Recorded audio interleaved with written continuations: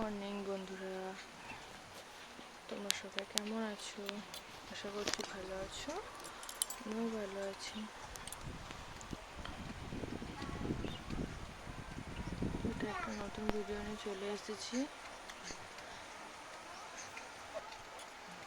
এখন আমি টিফিন বানাবো। টিফিনে আজকে বানিয়েছি আলু ভাজা, একটা তরকারিও বানিয়েছিলাম।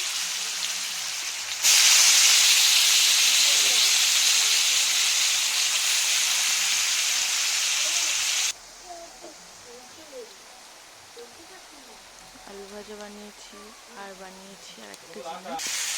তোমরা যদি টিফিন খেয়েছো অবশ্যই কমেন্ট করে জানাবে।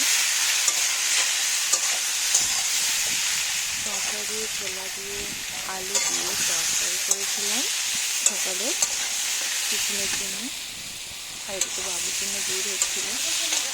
কেউ কেউ এই তরকারিটা পছন্দ করো সেটা বলবে।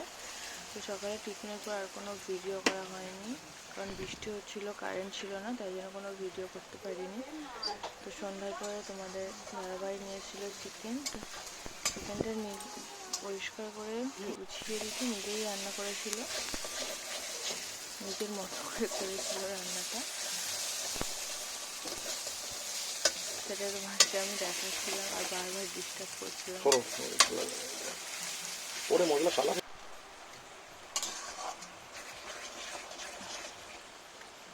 তো আজ এই পর্যন্তই। তোমাদের ভিডিওটা কেমন লাগলো অবশ্যই কমেন্ট করে জানাবে। দেশি মাংস আলুটা কখন দিবে? পরে কষানোর পর